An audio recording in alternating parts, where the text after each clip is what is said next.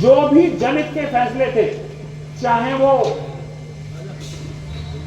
ये पानी का मामला हो, चाहे और भी कई स्कीम्स हैं जो कि जनता के हित के लिए आम आदमी पार्टी सरकार लाई, लेकिन सारी की सारी स्कीमों को एक एक करके रोकते जा रहे हैं। जैसे आपने देखा होगा पहले वाईफाई लगे हुए थे आपके यहाँ काफी सारे, वो वाईफाई सारे बंद कर दिए। आपके यहाँ पहले काफी बड़ी संख्या में हॉस्पिटल बहुत अच्छे चलते थे, उनके जितने ओपीडी वाले लोग थे उनको बंद कर दिया। मोहल्ला क्लिनिक में जितने टेस्ट चलते थे वो सारे बंद कर दिए। तो धीरे धीरे ये जितनी जनहित की हमारी योजनाएं थी उनको सबको एक एक करके खत्म करते जा रहे हैं, और लगातार आपकी परेशानियां बढ़ती जा रही हैं। पिछले दिनों आपने देखा होगा पूरे तुगलकाबाद एक्सटेंशन में सीवर की कंप्लेंट बहुत आ रही है नहीं? बहुत लोग फोन करके थे, भाई साहब मेरा सीवर भरा हुआ है, साफ करा दो। एक कंप्लेंट होती नहीं है, 5 कंप्लेंट फिर खड़ी होती है। मेरे पास भी लोग फोन करते हैं, भाई साहब अब समस्या क्या है? समस्या यह है कि यहां पर जो 3 गाड़ी हमारी सीवर क्लीनिंग में लगी हुई थी वो 3 हटा दी। किसने हटा दी? एलजी साहब ने ऑर्डर कर दिया जी हटा दो सारी मशीनें हट गई। यहां पर हमारे पास लेबर थी 10, वो लेबर हटा दो जी, लेबर हट गई।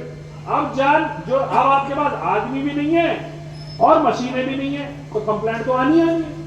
अब ये जो सारा कुचक्र हो रहा है, जो सारा षड्यंत्र हो रहा है, कर कौन रहा है?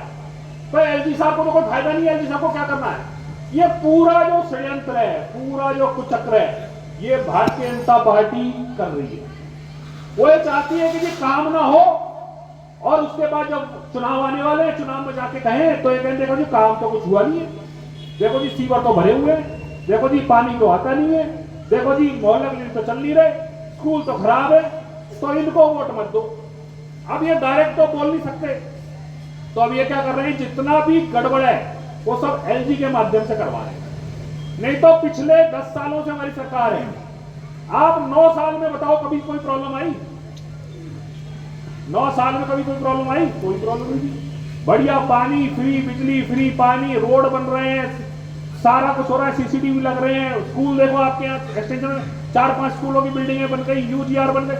मतलब इतना जोरदार काम हुआ कि भारतीय जनता पार्टी को यही समझ में नहीं आया कि करना क्या है, क्या जाके वोट मांगेंगे, क्या कहेंगे।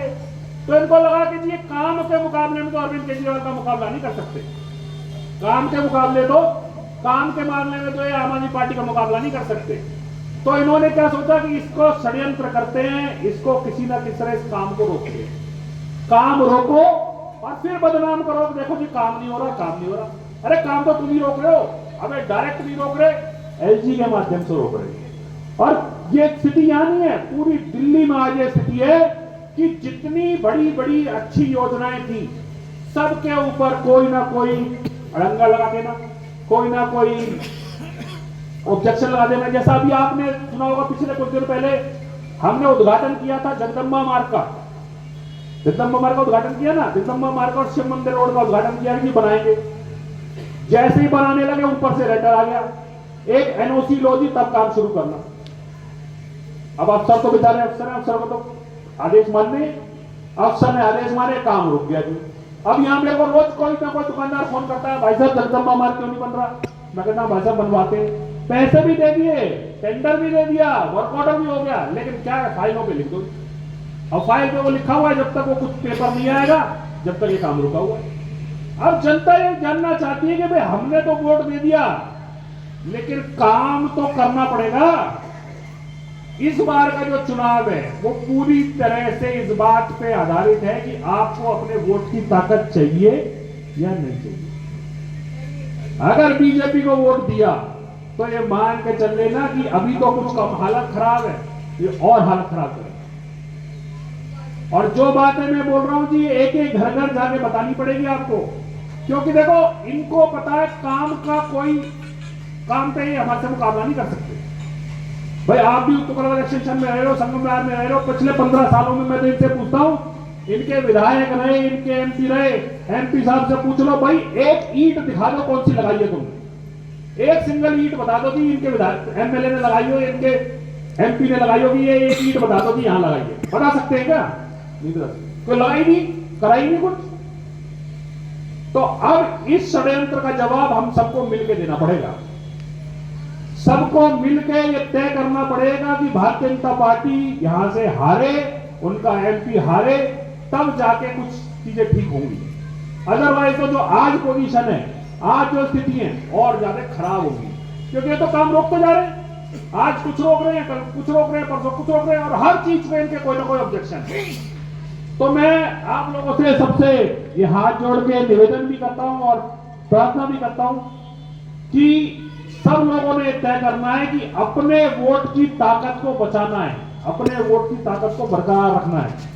तो इस भारतीय जनता पार्टी को हमको हराना पड़ेगा। कर रहे नहीं करेंगे बता दो, क्योंकि देखो ये एक दिन की बात नहीं है। अगर फिर भी बीजेपी जीत गई तो आज ये कुछ और कर रहे हैं, कल कह देंगे कि घर से मत निकलो। कल से घर से निकलना ही बंद करा सकते हैं, कोई बड़ी बात नहीं है इनके लिए। इतने तानाशाह सरकार है इस टाइम कि हर चीज में तानाशाही चल रही है। तो कल को ये कहेंगे घर से मत निकलो, तुम घर के अंदर ही रहो तो ठीक है। तो ये चुनाव बहुत महत्वपूर्ण है, जो आने वाला चुनाव है बहुत महत्वपूर्ण है, और इस चुनाव में तय करना पड़ेगा कि आपके वोट की ताकत बरकरार रहेगी या नहीं रहेगी। पानी के बिलों का मुद्दा इसलिए है क्योंकि पानी के बिलों से हर एक व्यक्ति जुड़ा हुआ है। हर व्यक्ति को पता है कि मेरा पानी का बिल गलत है, हम भी मानते हैं गलत है, उसको ठीक कौन करेगा? अब ये ठीक भी होना चाहिए चाहते उस बिल को। तो अब सब लोग, हम एक प्रोग्राम तो आज हो रहा है, एक अभी दोबारा प्रोग्राम करेंगे जिसमें आपके जितने पानी के बिल हैं कोई एक तो भरेगा नहीं, दूसरा ये सारे पानी के बिल हम जलाएंगे एक दिन, क्योंकि हमारा ये मानना है कि ये पूरे के पानी के बिल जो है वो गलत है और इनको वापस लिया जाना चाहिए।